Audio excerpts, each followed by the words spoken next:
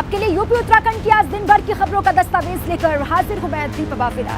10 के दस्तावेज में हम आज आपको बताएंगे ट्विन टावर के गिराए जाने के बाद कैसे भाजपा और सपा के बीच मचा है सियासी घमासान। भाजपा के विकास पर अखिलेश ने भाजपा सरकार पर तंज कसते हुए क्या कहा। रामपुर में अब्दुल्ला आजम गांधी प्रतिमा के सामने धरने पर क्यों बैठे। पत्नी के डर से पेड़ पर चढ़ने वाले युवक का क्या हुआ। और 10 के दस्तावेज में आपको बताएंगे बाढ़ से बेहाल हुए यूपी के कई इलाकों के बारे में। आप बने रहे हमारे साथ।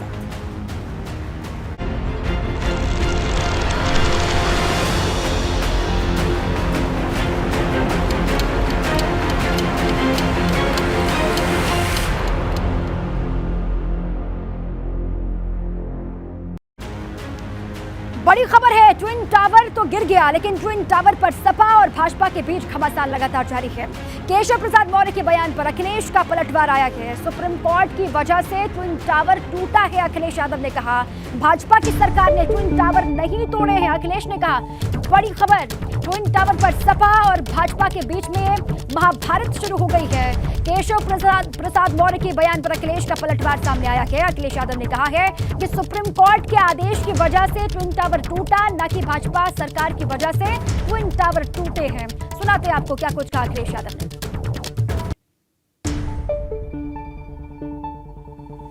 तो यार ये बात उन्हें सुप्रीम कोर्ट में कहना चाहिए।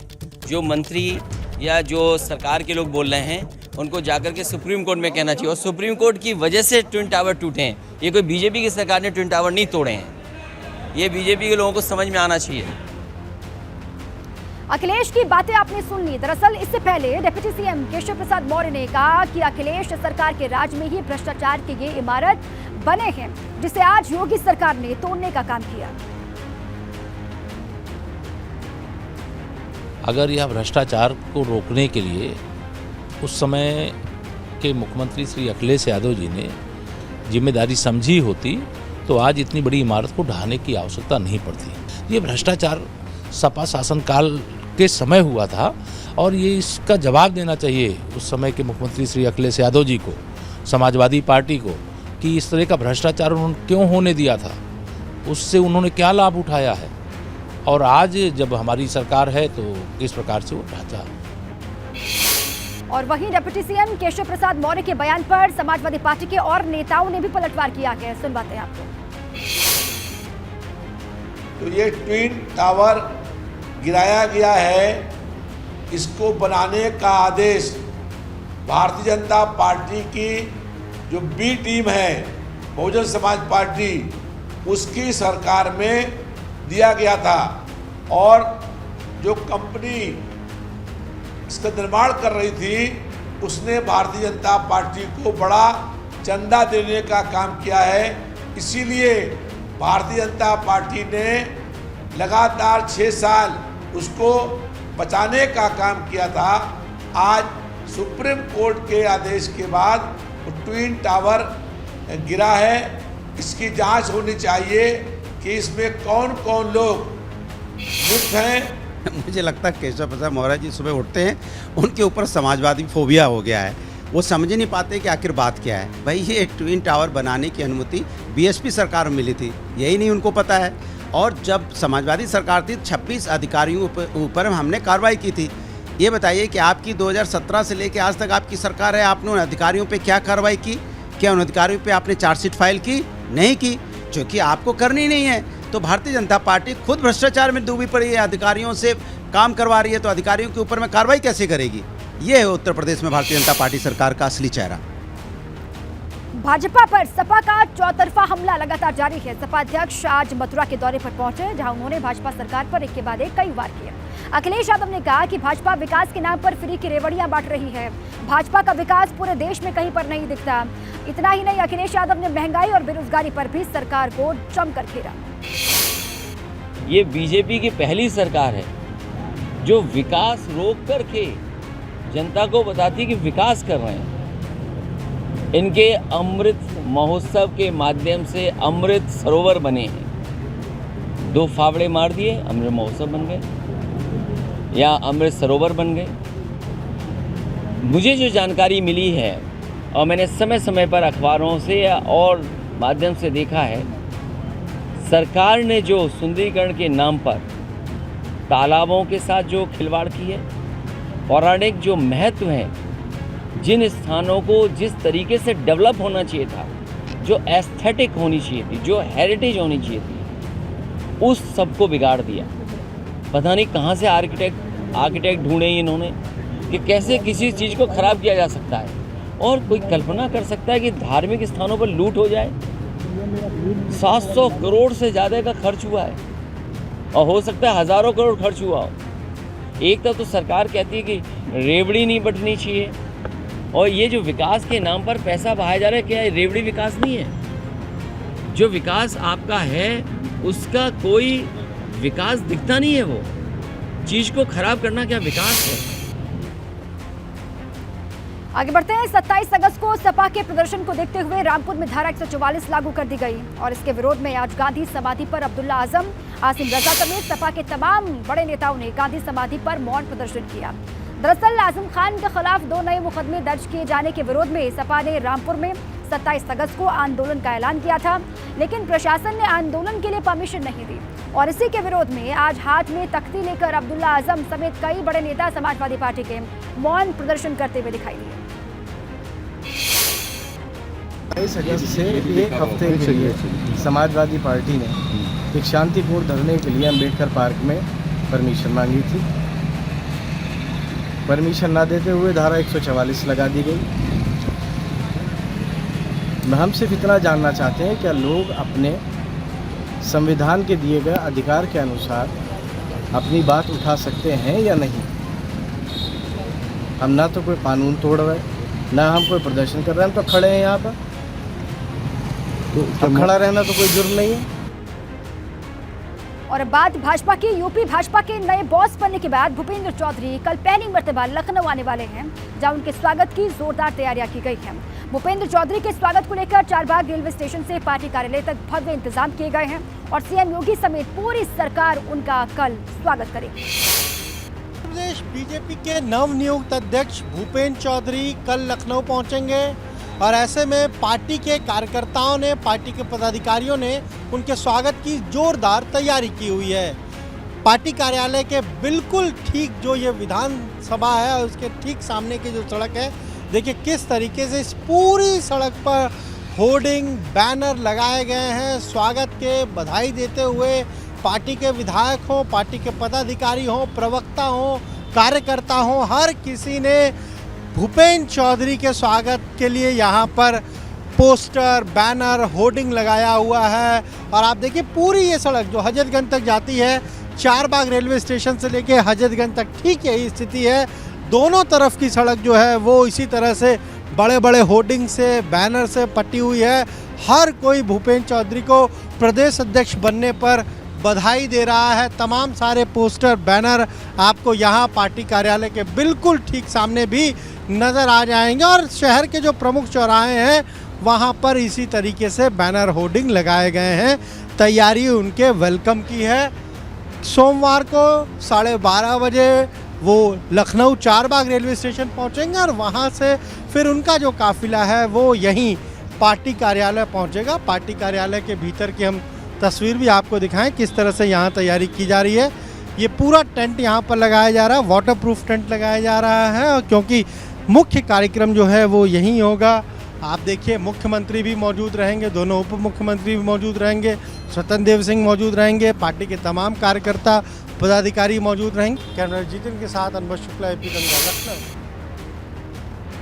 अब चलिए आगे बढ़ते हैं। बात संभल की करते हैं। संभल में महिला की दबंगई का वीडियो वायरल हो रहा है। दिल्ली में रहने वाली ये महिला अपने गांव में परिवार के साथ हुए एक मामूली से विवाद की खबर मिलने पर गांव पहुंची और वहां इसने अपनी मां और एक मित्र युवक के साथ मिलकर पड़ोसी युवती को लाठी डंडों से खूब पीटा और जब दिल नहीं भरा तो उसे कीचड़ का गंदा पानी भी पिला दिया। पीड़ित युवती की शिकायत पर पुलिस ने दबंग महिला, उसकी मां और युवक समेत 3 को गिरफ्तार कर लिया है।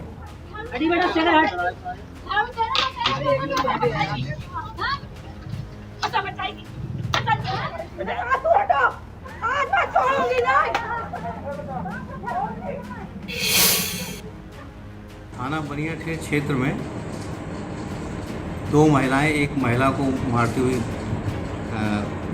दिखाई गई है, जिसका वीडियो वायरल हुआ है। जिसमें उचित धाराओं में अभियोग पंजीकृत किया गया है और महिलाओं को गिरफ्तार कर लिया गया है, जेल भेजा।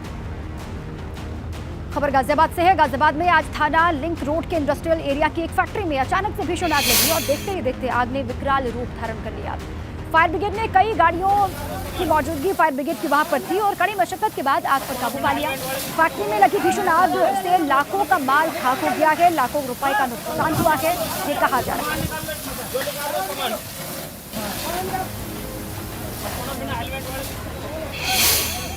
शाम को लगभग 6 बजे सूचना मिली कि साइट 4 में अमिताई के सामने एक प्लास्टिक कंपनी है, उसमें आग लगी है। तत्काल वैशाली, कोतवाली और साहिबाबाद से गाड़ियाँ भेजी गई। आग को चारों तरफ से घेर के बुझाया जा रहा है। पूरी फैक्ट्री में आग फैल चुकी है और आग को नियंत्रित कर लिया गया। थोड़ी देर में बुझा दिया जाएगा।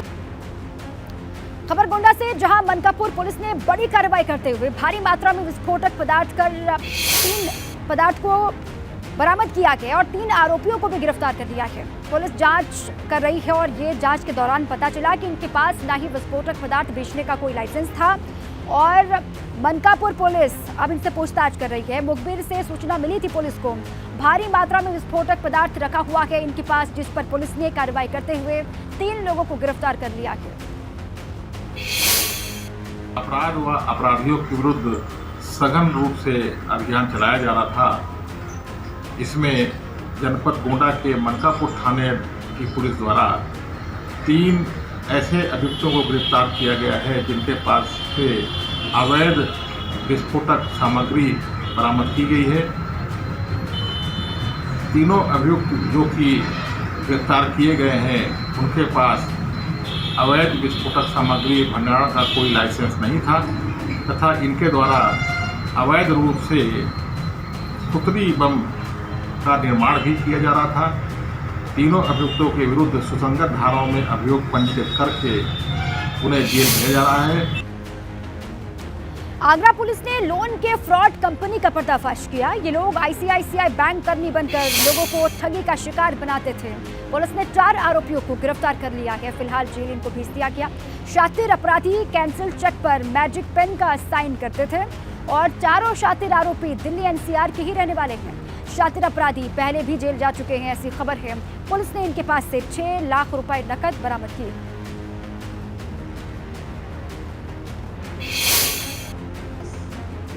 वादी थे उनके पास 2 व्यक्ति आए थे जो अपने आप को आईसीआईसीआई बैंक का एम्प्लॉय बता रहे थे और उन्होंने लोन दिलाने के नाम पे इनसे सारे डॉक्यूमेंट कलेक्ट किए थे और साथ में कैंसिल चेक कलेक्ट किए थे। पुलिस ने जब जांच पड़ताल स्टार्ट की तो उन्हीं कैंसिल चेक में से एक चेक से पैसा निकला था और उसके बाद पुलिस जो भी साक्ष्य मिले सर्विलांस के माध्यम से और फुटेज के माध्यम से उनका अवलोकन कर पुलिस अपराधियों तक पहुंची। सभी साक्ष्य मिले हैं, उसके आधार पर इनको गिरफ्तार कर और जेल भेजा जा रहा है।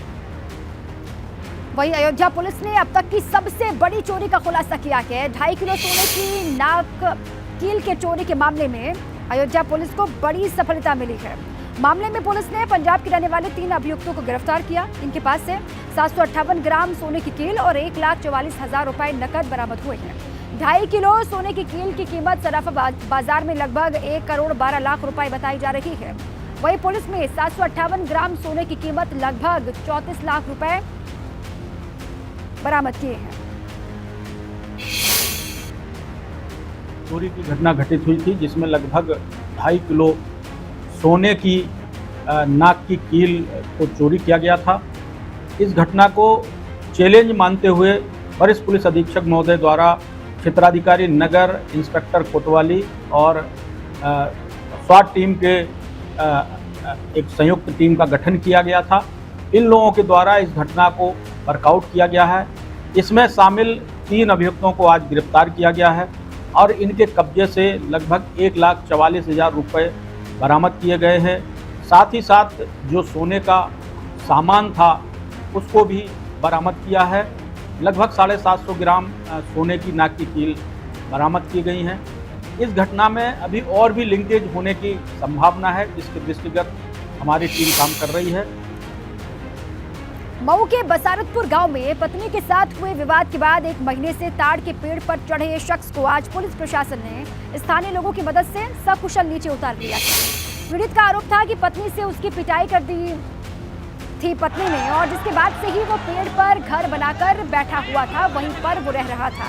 इससे पहले भी प्रशासन ने लगातार उसे नीचे उतारने की कई कोशिश की, कई दफा, लेकिन सफलता नहीं मिली। आज प्रशासन ने स्थानीय लोगों की मदद से उसे नीचे सकुशल उतार लिया। ये 2 तस्वीर आपको दिखा रहे हैं। पत्नी के डर से 1 महीने से ज्यादा वक्त से वो लगातार पेड़ पर ही बैठा हुआ था। पुलिस कई दफा पहले भी कोशिश करती रही, लेकिन सफलता नहीं मिली। अब स्थानीय लोगों की मदद से किस तरीके से पेड़ से उतारा गया, ये उसी वक्त की तस्वीर आपको हम दिखा रहे हैं।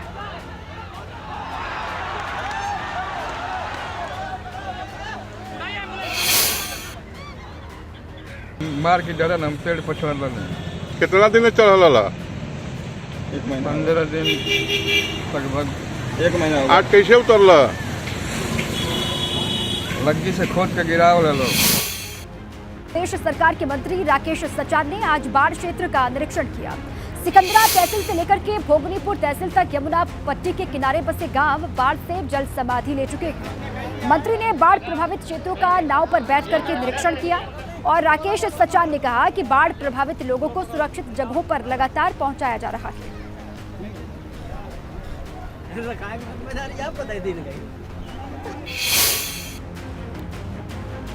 और यूपी में जल प्रलय से हाहाकार मचा हुआ है। लोगों के घर, खेत, खलिहान तक सब जलमग्न हो चुके हैं।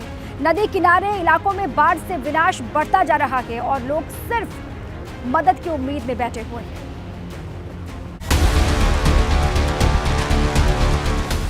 बाढ़ से बर्बादी, जल प्रलय से हाहाकार, हर तरफ जल जला, आफत से कोहरा, डूब गए घर, पुलिस थाना भी पानी पानी। हर तरफ जल तांडव से जीना दुश्वार हो गया। बांदा में केन और यमुना नदी में आई बाढ़ से तबाही का मंजर है। बांदा में केन और यमुना नदी के रौद्र रूप से हर तरफ जल मुसीबत बढ़ गई है। घर मकान से लेकर मंदिर भी पानी में डूब चुके हैं और बांदा का चिल्ला पुलिस थाना भी जलमग्न हो चुका है। बाढ़ प्रभावित क्षेत्रों में प्रशासन लगातार नजर बनाए हुए है। लोगों तक राहत सामग्री पहुंचाई जा रही है। औरैया में भी हालात बुरे हैं। यमुना नदी के किनारे बसे गांव पूरी तरह से पानी में समा चुके हैं। औरैया जिले की सदर और अजीतमल तहसील के 15 गांव पूरी तरह बाढ़ से बर्बाद होने की कगार पर हैं और लोगों ने प्रशासनिक मदद पर सवाल खड़े किए हैं। हमें जगह की व्यवस्था करी जाए। हम जो राशन साल वालों नहीं चाह रहे कि हमें आज 4 दिन खवाए थे, 4 दिन बाद हम सब मर गए, जमीन सब डूबी डरी। मदद की आस में बैठे लोगों के लिए अब नाव ही सहारा बन गई है। संकट को देखते हुए कुछ लोग अपने घर और खेत खलिहान छोड़कर सुरक्षित जगहों पर जा चुके हैं, तो वहीं काफी लोग अपना घर छोड़कर जाने को तैयार नहीं हैं, जिन्हें प्रशासन की तरफ से मदद पहुंचाई जा रही है। 3 तहसीलें हैं, जिसमें से 2 तहसील हमारी बाढ़ से प्रभावित होती है। एक सदर तहसील है औरैया की, जिसमें 3 गांव मुख्य है, जहां हम खड़े हैं, अस्ता गांव, एक नौरी और एक मई। और हमारी अजीतमल तहसील की 11 गांव प्रभावित होते हैं, जिसमें 8 में हमको विस्थापित करना पड़ता है, रेस्क्यू करना पड़ता है। इस तरह कुल मिलाजुला की 11 ऐसे गाँव हैं जहाँ पे हमें कार्य करना पड़ता है। हमने वहाँ पे बाढ़ चौकियाँ सक्रिय कर दी है और हमारे अधिकारी लगातार निगाह बनाए हुए हैं। बाढ़ में फंसे लोगों तक प्रशासन राहत सामग्री पहुँचाने का दावा कर रहा है, लेकिन हकीकत तो ये है कि अभी भी काफी लोग सिर्फ राहत के इंतजार में बैठे हैं। Bureau report, ABP Ganga. और देखिए, गाजीपुर में भी यही हाल है। गाजीपुर में गंगा का जलस्तर अब खतरा बन चुका है। कई कॉलोनियां जलमग्न हो चुके हैं। सिर्फ ग्रामीण इलाके ही नहीं बल्कि शहरी इलाके भी अब पानी में डूब चुके हैं।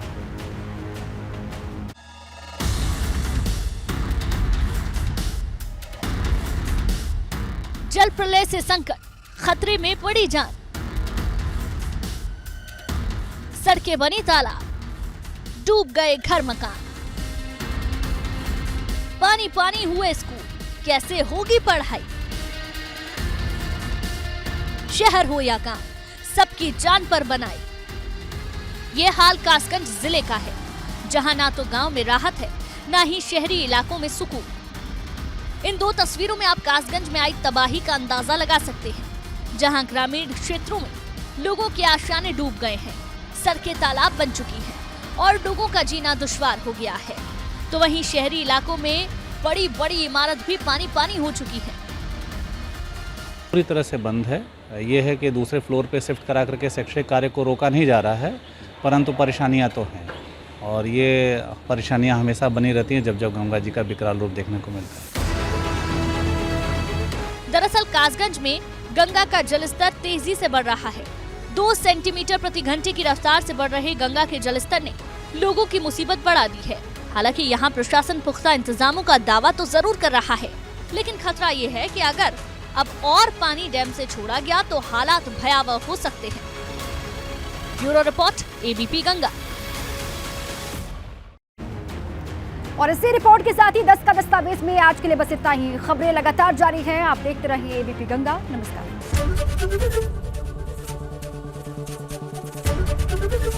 एबीपी गंगा, खबर आपकी, जुबान आपकी।